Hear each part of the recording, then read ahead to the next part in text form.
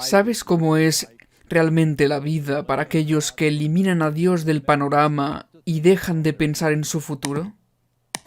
Un filósofo de la Universidad de Oxford, miembro del Parlamento británico y un escritor bien conocido en sus propias palabras, la vida era genial, con un pequeño problema. Cito, en medio de todo estaba abrumado, casi literalmente por una sensación de mortalidad. El darme cuenta me golpeó como una grúa de demolición, ya que inevitablemente iba a morir. Muerte, mi muerte, destrucción literal. Era totalmente inevitable, y lo había sido desde mi concepción. Nada que pudiera hacer ahora o en cualquier otro momento haría alguna diferencia, ni nunca podría hacerlo en otro momento de mi vida. A los ojos de la eternidad, la vida humana es apenas un parpadeo. La muerte estará sobre nosotros antes de darnos cuenta, y una vez muertos será para siempre. ¿De qué sirven las cosas que haya hecho cuando haya caído en la nada completa por el resto de la eternidad? ¿Qué importan las cosas que otros hagan cuando ellos también sean nada por la eternidad? Si el vacío es el destino permanente de todos nosotros, todos los valores y toda cosa significante son simples pretensiones, con el propósito de continuar nuestro pequeño juego humano, como niños disfrazados. Escribió muy elocuentemente sobre su lucha contra la falta de sentido, el darse cuenta de que no importa lo que haya hecho o hiciera, no significa nada cuando caes en la nada por la eternidad. Si se casó o no, si tenía libros para vender, si fue miembro del Parlamento, ¿qué importa? ¿Cuál es la diferencia? Dijo que no habría diferencia cuando muera. Y no habría diferencia si nunca hubiera nacido. Y que en cualquier caso ser eternamente lo que hubiera sido si nunca hubiera nacido. No había razón en nada de eso, no tenía sentido en nada de eso, y que al final todo fue nada. Escribió un libro llamado Confesiones de un filósofo, y escribió después todos estos años de buscar y pensar, estoy tan desconcertado ahora por las grandes cuestiones metafísicas de mi existencia como cuando era un niño. De hecho, más, porque mi entendimiento de las profundidades y dificultades de esas preguntas son ahora mayores. Muchos tratan de ignorar esta realidad al no pensar en ello solo pasando por la vida, pero sin Dios, esa es la única realidad que existe. A menos que puedas responder al problema de la muerte, no puedes responder al problema de la vida. La muerte es el gran neutralizador, el destructor. Clifford Goldstein escribió un artículo en la revista Adventista el año pasado. Frente a estudiantes de una universidad secular de California, hablé de la existencia de Dios. Dije que cuando tenía la edad de la mayoría de ustedes y sin creer en Dios, a veces cuando algo me hacía pensar que tal vez Dios sí existe, siempre sacaba la idea de mi cabeza. ¿Por qué? Porque algo me decía que si Dios existe, entonces, considerando cómo vivía, estaba en serios problemas. Dice, el estado de ánimo cambió instantáneamente. Docenas de conciencias en sincronía rechinaban los dientes. Era casi como si la temperatura en la habitación se elevara debido a la fricción de esos rostros repentinamente incomodados.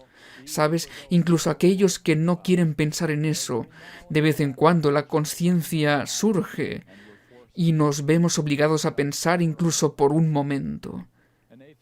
Un ateo dijo esto: quiero que el ateísmo sea verdad y me complica el hecho de que algunas de las personas más inteligentes e informadas que conozco son creyentes. No es solo que no creo en Dios, naturalmente espero tener razón en lo que creo, es que espero que no exista Dios. No quiero que haya un Dios, no quiero que el universo sea así. Creo que es una admisión increíblemente honesta, porque si Dios existe, eso viene con implicaciones morales. Si Dios existe, entonces hay un poder moral trascendente que tendremos que enfrentar. Y la mayoría de la gente siente que no están listos para lidiar con eso. La verdadera razón por la que ha llegado a ser tan popular en nuestro mundo la evolución es porque ofrece un escape temporal de una conciencia incomodada. Y Pablo escribió sobre esas personas. Está en el libro de los Romanos. Si estás escuchando esto en casa y quieres revisar tu Biblia y seguirla, te recomiendo que lo hagas. Romanos 1:20 al 22. Porque las cosas invisibles de Él se hacen claramente visibles desde la creación del mundo, siendo entendidas por medio de las cosas hechas, de modo que no tienen excusa. Pues habiendo conocido a Dios, no le glorificaron como a Dios, ni le dieron gracias, sino que se envanecieron en sus razonamientos, y su necio corazón fue entenebrecido. Profesando ser sabios, se hicieron necios. Entonces, ¿estás agradecido hoy? ¿Estás agradecido de no tener que escribir o decir lo que acabo de leer? ¿Estás agradecido de que tengamos una solución lógica y razonable a la aparente falta de sentido de la vida? Y esa respuesta también está en el libro de Romanos, en Romanos capítulo 8, versículos 1 y 2.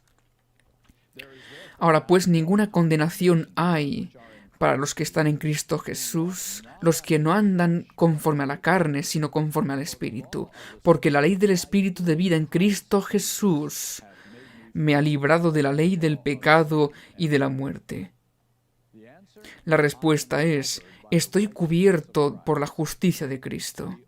La única justicia que puede quitarme la culpa profundamente arraigada, porque sabemos lo que es tener culpa ardiendo dentro de nosotros, y esa culpa debería llevarnos a Él, debería llevarnos al pie de la cruz, y arrodillarse ante nuestro Salvador crucificado y reclamar su gracia es nuestra única esperanza. Así que esta noche quiero tomar un tiempo reflexionando sobre el único que nos da esperanza cuando las cosas parecen desesperadas, quien ofrece la salida o a la falta de sentido. Creo que solo podemos maravillarnos acerca de lo que sabemos sobre el Creador, el ser más exaltado en todo el universo. El mayor del universo se convirtió en lo más bajo de lo bajo y murió la muerte del pecador, para que ningún pecador tenga que morir esa muerte. El que es igual a Dios, el que es Dios, el que es el ser más alto y exaltado en toda la creación, se convierte en la cruz, en lo más bajo de lo bajo, y en maldición por nosotros, para que nunca tengamos que sufrir esa maldición. Veamos brevemente en Filipenses capítulo 2, que es uno de los pasajes más maravillosos de toda la Biblia, sobre nuestro Salvador Jesucristo. Filipenses capítulo 2, comenzando con el versículo 6. El cual, siendo en forma de Dios, no estimó el ser igual a Dios como cosa que aferrarse, sino que se despojó a sí mismo, tomando forma de siervo, hecho semejante a los hombres, y estando en la condición de hombre, se humilló a sí mismo, haciéndose obediente hasta la muerte y muerte de cruz. Y esa cruz no fue una muerte ordinaria, no fue una muerte de mártir, fue una experiencia totalmente diferente. Ellen White escribió esto en El deseado de todas las gentes, página 25. En Cristo llegamos a estar más íntimamente unidos a Dios que si nunca hubiésemos pecado. Al tomar nuestra naturaleza, el Salvador se vinculó con la humanidad por un vínculo que nunca se ha de romper. A través de las edades eternas queda ligado con nosotros.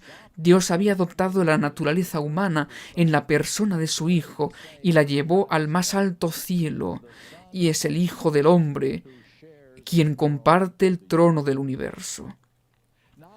Cristo no solo llevó nuestra humanidad, sino que mantendrá esa humanidad para siempre. La humanidad y Cristo compartirán el trono de Dios por toda la eternidad. Numerosas veces, mientras estuvo aquí, se refirió a sí mismo como el Hijo de Hombre, de nuevo vinculándose con los lazos con la familia humana, ¿sabes? Él tuvo que volverse humano, tuvo que llevar sobre él nuestra humanidad para ser nuestro sustituto y ejemplo. Un texto que quiero leer ahora está en el libro de Hebreos, Hebreos capítulo 2, describiendo a quién tomó nuestro lugar. Hebreos capítulo 2, comenzando por el versículo 14 hasta el versículo 18. Así que, por cuanto los hijos participaron de carne y sangre, él también participó de lo mismo. Pablo está argumentando aquí, él también participó de lo mismo, para destruir por medio de la muerte al que tenía el imperio de la muerte, esto es al diablo, y librar a todos los que por el temor de la muerte estaban durante toda la vida sujetos a servidumbre, porque ciertamente no socorrió a los ángeles, sino que socorrió a la descendencia de Abraham, por lo cual debía ser en todo semejante a sus hermanos, para venir a ser misericordioso y fiel sumo sacerdote en lo que a Dios se refiere, para expiar los pecados del pueblo, pues en cuanto él mismo padeció siendo tentado, es poderoso para socorrer a los que son tentados. Jesús no solo asumió la naturaleza humana, necesitaba esa naturaleza para ser un sumo sacerdote misericordioso y fiel en el cielo. La humanidad de Cristo es el lazo por el que se ha conectado con la familia humana, que durará mucho más de lo que durará esta tierra. Y ese vínculo es crucial para su trabajo. Como nuestro sumo sacerdote en el santuario, un texto más. Primera de Timoteo capítulo 2, versículo 5. Porque hay un solo Dios y un solo mediador entre Dios y los hombres, Jesucristo, hombre. Nota que la redacción es muy específica, Jesucristo, hombre. Por supuesto, Jesús es divino, pero conserva la humanidad que asumió cuando nació en este mundo. Y la humanidad nunca lo dejará. La Biblia nos da poderosas razones para creer que Jesús retendrá para siempre su naturaleza humana. La naturaleza que se llevó al cielo después que su trabajo en la tierra terminó, y estas palabras de Ellen White se vuelven aún más poderosas. Conflicto de los siglos, página 674, escribiendo sobre el fin del pecado. Solo queda un recuerdo. Nuestro Redentor llevará siempre las señales de su crucifixión. En su cabeza herida, en su costado, en sus manos y en sus pies se ven las únicas huellas de la obra cruel efectuada, y las marcas de su humillación son su mayor honor. A través de las edades eternas, las llagas del Calvario proclamarán su alabanza y declararán su poder. Vamos a tomarnos un poco de tiempo para mirar atrás a su encarnación y preguntarnos a qué es esta humanidad que Él tomó de nosotros. Luchamos con nuestras emociones, luchamos con el fracaso, luchamos con el desánimo y fuertes presiones hacia la naturaleza inferior, pero Jesús realmente entiende lo que yo paso día a día. ¿Cuánto se parece a mí realmente? Así que ahora vamos a revisar algunos textos bíblicos que son bastante interesantes sobre nuestro Salvador y su similitud con nosotros. El primero es Marcos capítulo 3 y los primeros 6 versículos. Marcos capítulo 3, comenzando con el versículo 1. Otra vez entró Jesús en la sinagoga y había un hombre, y tenía seca una mano, y le acechaban para ver si en el día de reposo le sanaría a fin de poder acusarle. Entonces dijo al hombre que tenía la mano seca: levántate y ponte en medio. Y les dijo: ¿es lícito en los días de reposo hacer bien o hacer mal, salvar la vida o quitarla? Pero ellos callaban. Entonces, mirándolos alrededor con enojo, entristecido por la dureza de sus corazones, dijo al hombre: extiende tu mano. Y él la extendió, y la mano le fue restaurada sana. Y salidos los fariseos tomaron consejo con los herodianos contra él para destruirle. Ahora seamos muy claros. Esto no es una rabieta. Cuando los mira con enojo, esto es el enojo legítimo, ya que el nombre de su padre está siendo deshonrado y su dolor por su ceguera deliberada y su odio asesino. Probemos con otro. Estos son solo algunas páginas atrás. Mateo 26, 37 y 38. Esto es en el Getsemaní. Y tomando a Pedro y a los dos hijos de Zebedeo, comenzó a entristecerse y a angustiarse en gran manera.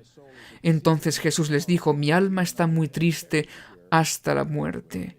Quedaos aquí y velad conmigo. Y encontré una declaración muy interesante en el Antiguo Espíritu de Profecía, tomo 3, página 94. Los discípulos le habían visto deprimido con frecuencia. Así que desanimarse por no ver las cosas que te gustaría ver desanimaba a Cristo.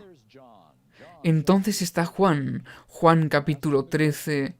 Estamos preguntando cuánto se parecía a nosotros en su diario vivir. Juan 13, versículo 21. Habiendo dicho Jesús esto, se conmovió en espíritu y declaró y dijo: de cierto os digo, que uno de vosotros me va a entregar. Ahora, esa palabra de que estaba turbado en espíritu es la misma emoción que los discípulos sintieron al ver a Jesús caminando en el agua y no sabían quién era. Es la misma emoción que sintió Herodes cuando los magos preguntaron por un rey recién nacido. La palabra significa ansiedad o incertidumbre o miedo. Jesús no sabía lo que le deparaba el futuro, excepto cuando el Padre le revelaba partes.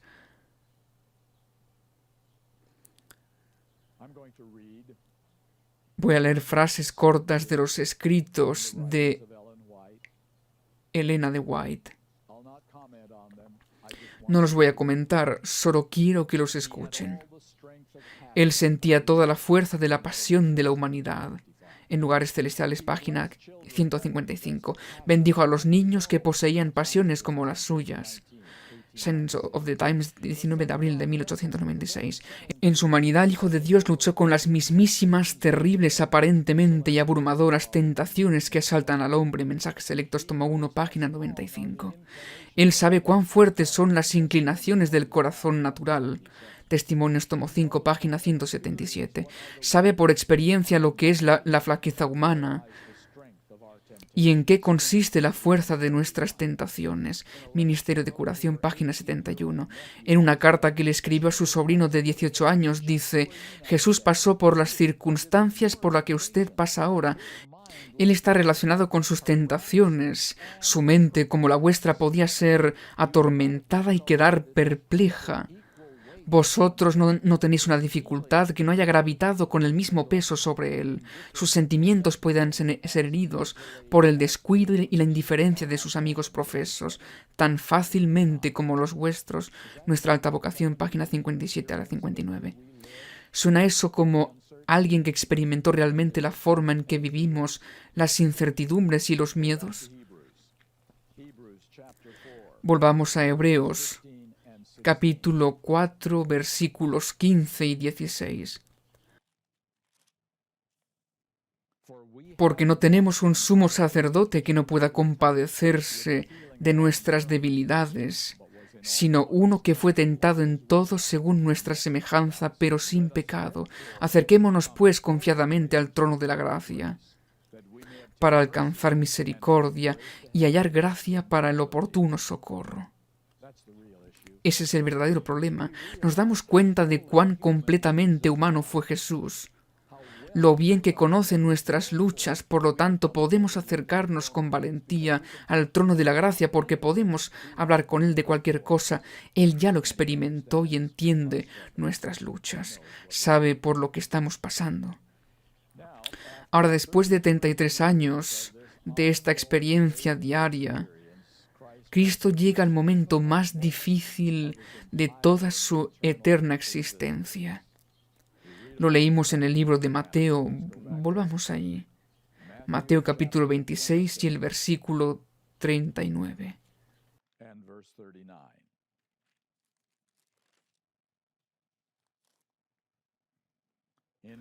En el Getsemaní, yendo un poco adelante, se postró sobre su rostro orando y diciendo: Padre mío, si es posible, pase de mí esta copa, pero no sea como yo quiero, sino como tú. ¿Cuál es el significado de esta oración? Que Jesús ora a su Padre Celestial, que ora 3 veces. ¿A qué copa le tiene miedo mortal? ¿Qué está sucediendo aquí? Que es totalmente diferente a cualquier otra cosa que haya experimentado en su vida. En Testimonios, tomo 2, página 214, algunos tienen opiniones limitadas acerca de la expiación. Piensan que Cristo sufrió tan solo una pequeña parte de la penalidad de la ley de Dios. Suponen que aunque el amado Hijo soportó la ira de Dios, advertía a través de sus dolorosos sufrimientos el amor y la aceptación del Padre, que los portales de la tumba se iluminaban delante de él con radiante esperanza y que tenía evidencias constantes de su gloria futura. Este es un gran error. El destino final de los perdidos, como todos sabemos, es la segunda muerte. ¿Y qué es la segunda muerte? No tiene nada que ver con arder. Hay algo mucho más aterrador. El horror de la segunda muerte es la chocante comprensión de que se dejará de existir. Su sufrimiento incluye pensamientos agonizantes e implacables de cómo sus pecados los han llevado hasta donde están, consumidos con sentimientos intolerables de desolación implacable, sabiendo que están perdidos para siempre y que no hay nada que se pueda hacer para detener su destrucción, nadie que pueda venir en su ayuda para detener el cumplimiento de la sentencia. Saben que van a morir solos y dejarán de existir para siempre. Este precio inimaginable fue el precio pagado por nuestra salvación, amigos y amigas. El párrafo más increíble que creo haber leído en el libro del deseado de todas las gentes está en la página 753. Mientras estaba en la cruz, el Salvador no podía ver a través de los portales de la tumba. La esperanza no le presentaba su salida del sepulcro como vencedor. Ni le hablaba de la aceptación de su sacrificio por el Padre. Temía que el pecado fuese tan ofensivo para Dios que su separación resultase eterna. Sintió la angustia que el pecador sentirá cuando la misericordia no interceda más por la raza culpable. Era la ira del Padre sobre él como sustituto del hombre. Fue lo que hizo tan amarga la copa que bebía y quebró el corazón del Hijo de Dios. Al sentir el Salvador que él se retiraría, el semblante divino en esta hora de suprema angustia, atravesó su corazón un pensar que nunca podrá comprender plenamente el hombre. Tan grande fue esa agonía que apenas le dejaba sentir el dolor físico. Ahora esto es muerte por crucifixión, una de las muertes más dolorosas jamás concebidas, y apenas lo sintió. Algo dramático está pasando aquí. Volvamos a Mateo capítulo 27, versículo 46. Cerca de la hora novena, Jesús clamó a gran voz diciendo: Elí, Elí, lama sabactani, esto es: Dios mío, ¿por qué me has desamparado? Comentarios de Ellen White en Signs of the Times, 14 de agosto de 1879. Dudas, palabra clave. Las dudas desgarraron su alma con respecto a su unidad con el Padre. Dudas sobre si estaba totalmente en manos de su Padre, haciendo la voluntad de su Padre. Este es el Hijo de Dios, el Hijo del Hombre, cuestionándose si vería a su Padre otra vez. Su ansiedad, su incertidumbre es real, porque está pasando por la experiencia de la segunda muerte. Está muriendo la segunda muerte en la que toda esperanza se ha ido. Mis hermanos y hermanas, nuestro Salvador eligió la muerte, incluso la muerte eterna sobre la vida sin nosotros. Cristo nos amó lo suficiente para morir para siempre si eso fuera necesario. Esa es la copa que tenía miedo de beber. Hay otro aspecto que no se valora completamente. ¿Dónde estuvo el Padre durante esta experiencia? ¿Qué estaba pasando allí? A partir de Manuscritos Liberados, tomo 12, página 407, en la hora más oscura, cuando Cristo soportaba el mayor sufrimiento que Satanás podía hacerle para torturar a su humanidad, su Padre le ocultó su rostro de amor, consuelo y piedad. En esta prueba su corazón se rompió. Durante esas horas de la tarde, el Padre estaba allí, estaba al lado de su Hijo, pero debido al pacto que había hecho en el pasado eterno, el Padre debía ocultar su presencia de Jesús. Durante su sufrimiento, no le debía tender la mano a Jesús porque la salvación de la raza humana dependía del control del Padre en ese momento. El Padre debía ejercer una moderación divina infinita para controlar su infinito deseo piadoso de extender sus brazos y ayudar a su hijo moribundo y asustado que sufre. Jesús no debía tener conciencia de la presencia del Padre, ni el lazo eterno de amor que había entre ellos desde la eternidad, porque Jesús estaba muriendo la segunda muerte, la que no tiene esperanza. El amor divino del Padre para ti y para mí contuvo el impulso abrumador del Padre por ayudarlo y sostener a Jesús en sus brazos y asegurarle que estaba con él en ese momento. Pero Dios no podía, no lo haría, porque todos nos hubiéramos perdido. Qué dolor debió soportar el Padre en su corazón, viendo a su amado e inocente Hijo, sintiendo que había sido abandonado y lo dejó solo.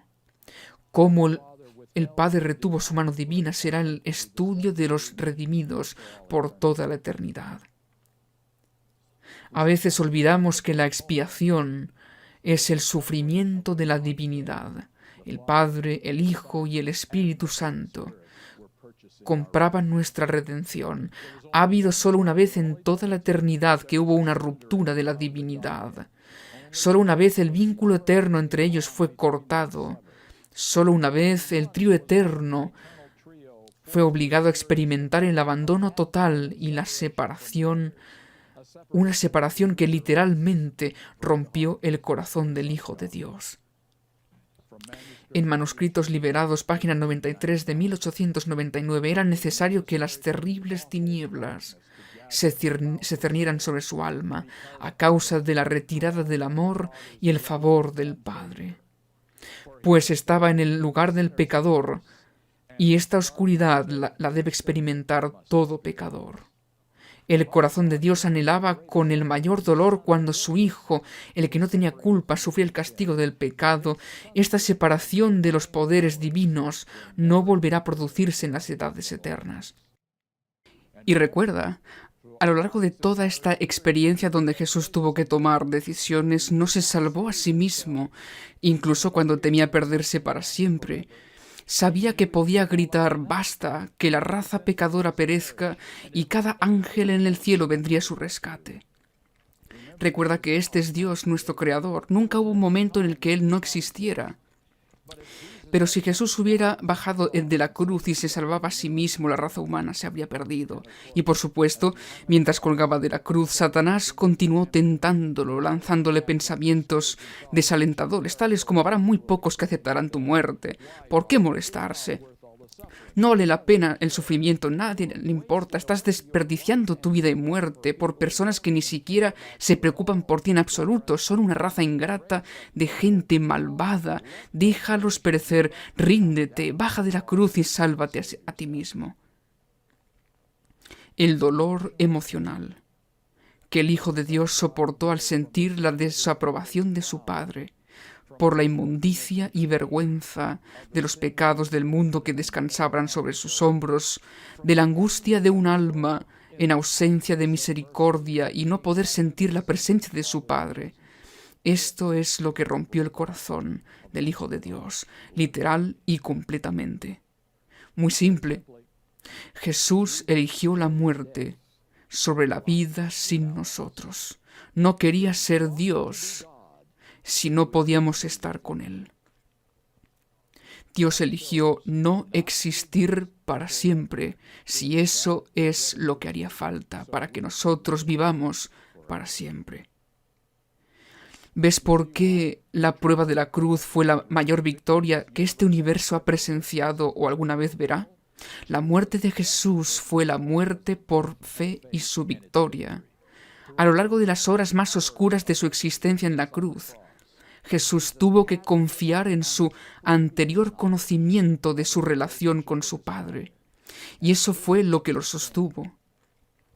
Mientras soporto el sentimiento de desaprobación de Dios y separación, estoy tan contento de que el deseado de todas las gentes, página 753, continúa solo 3 páginas después, en la página 756, entre las terribles tinieblas aparentemente abandonado de Dios, Cristo había apurado las últimas heces de la copa de la desgracia humana.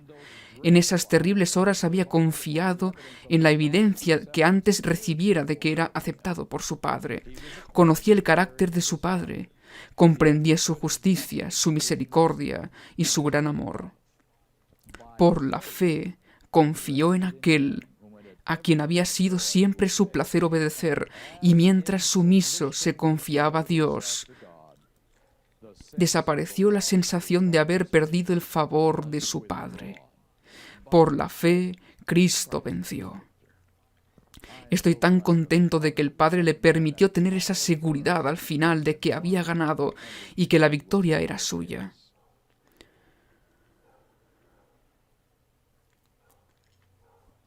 Hay que considerar un aspecto más ahora mismo.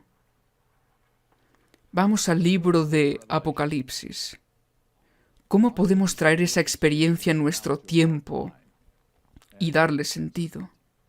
Apocalipsis, capítulo 15.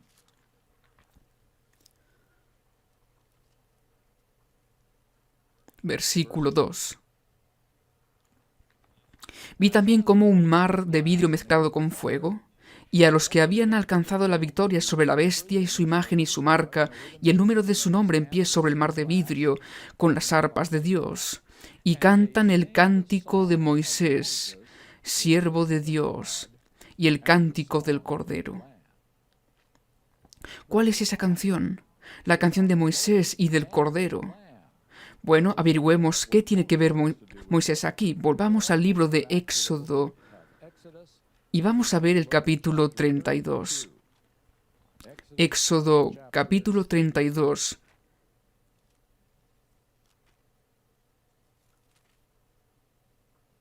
Y el versículo 10. Dios dice: ahora pues déjame que se encienda mira en ellos y los consuma, y de ti yo haré una nación grande, es decir, Moisés. Así Dios amenaza con destruir a Israel y empezar de nuevo con Moisés. Hagamos esto bien, hagámoslo mejor. Y Moisés le suplica a Dios para no darle a las naciones paganas oportunidad para ridiculizar al Dios que libera a su pueblo del cautiverio solo para cansarse de ellos y exterminarlos en el desierto. Y el resto de la historia se encuentra en los versos 31 y 32. Entonces volvió Moisés a Jehová y dijo: te ruego, pues este pueblo ha cometido un gran pecado, porque se hicieron dioses de oro, y que perdones ahora su pecado. Y no se conforma con eso. Y si no, ráeme ahora de tu libro que has escrito. Moisés, lo creas o no, está pidiendo la muerte eterna si el carácter de Dios se desacredita y se arruina. Así que Moisés y Cristo comparten una cosa en común: la muerte eterna es preferible al fracaso del plan de redención de Dios. el canto de Moisés y el Cordero para la última generación, el remanente. Lo que es importante para ellos no es su vida eterna, su esperanza del cielo, sino la vindicación del carácter de Dios y el éxito del plan de salvación. ¿Ves cómo esto cambia todo? Y me refiero a todo en nuestra experiencia religiosa. Nuestra razón de ser como adventistas del séptimo día es completar el plan de Dios de la redención para reivindicar su nombre y su carácter, refutando la última acusación de Satanás contra Dios. ¿Y cuál es esa? Que a los pecadores activos con naturalezas caídas no les es posible obedecer a Dios al 100% de las veces. Esa es su última acusación. El Evangelio simplemente no tiene tanto poder. Entonces, nuestra motivación para resistir la tentación y vencer el pecado no es nuestra esperanza para el cielo o nuestro miedo al infierno. No estamos tomando decisiones diarias y preguntándonos lo que está bien o mal, porque nuestro deseo es de ser salvos. Nuestra motivación para ser el remanente y guardar los mandamientos de Dios es la última pieza en el puzzle del plan de redención de Dios. El argumento final en la sala del tribunal, el drama que se ha llevado a cabo durante 6000 años, demostrando finalmente y para siempre que Satanás está mintiendo y su camino no funciona. Nuestras decisiones sobre lo que está bien o lo que está mal, tanto individual como corporativamente como iglesia, no se basan en lo que está permitido por la misericordia de Dios y nuestra dureza de corazón, sino que probará que Dios tiene razón y que Satanás está equivocado. Esto es todo lo que nos importa. Y no preguntaremos qué podemos hacer y aún así ser salvo. Nuestro único anhelo será siempre reivindicar el nombre de Dios. Abandonaremos para siempre la búsqueda de lo mínimo necesario para ser salvo. Ahora queremos saber y hacer lo que honra a Dios. Eso es todo lo que importa. Después del cierre de la gracia pasaremos por miedo y ansiedad, pero no será miedo a que nos perdamos. Temeremos estar tergiversando a Dios de alguna manera. Ese es el miedo que tendremos como lo tuvo Jesús. Cuando llegamos al punto, mis amigos, que preferiríamos ser borrados del libro de la vida y entrar en la eterna inexistencia que empañar el nombre de Dios de alguna manera, entonces aprenderemos la canción de Moisés y del Cordero. Una canción que ninguna otra generación se le ha pedido que aprenda, y ninguna otra generación la aprenderá jamás. El canto de los 144.000 que siguen al Cordero exclusivamente, sin más incursiones a la tierra de Satanás, ya sea sabiendas o lo creas o no, sin saberlo. Y por eso mi única esperanza y deseo ferviente es que esta generación aquí y ahora, aprenderá esa canción, ese himno, y contemplará el puzzle de la salvación de Dios, sin más cabos sueltos o piezas que no encajan. Eso es lo que el adventismo fue llamado a ser y hacer. Dios ha salvado a la gente a lo largo de los siglos. Él no nos necesita para hacer ese trabajo, un poco más. Este es un mensaje diferente, un llamado diferente y un pueblo diferente, que terminará el puzzle de la salvación por toda la eternidad. Y aún nuestro trabajo no está hecho, porque una vez que hemos caminado con Dios sobre el mar de vidrio, seremos enviados a otra misión. Iremos a todos los mundos no caídos y a contarles nuestra historia. En el peor caso de todas las posibles situaciones, Dios proporcionó inimaginable ayuda y poder y fuerza. Y ahora el universo está seguro por el resto de la eternidad, debido a esta demostración final. Eso es el adventismo, amigos. Eso es lo que el adventismo siempre ha sido y siempre será. Oremos. Padre Celestial, estamos tan agradecidos de que no tenemos que hablar las palabras del filósofo, que no encontró ningún propósito ni significado en nada de lo que hizo, pero gracias a la venida de Jesucristo a este mundo, y que murió la segunda muerte,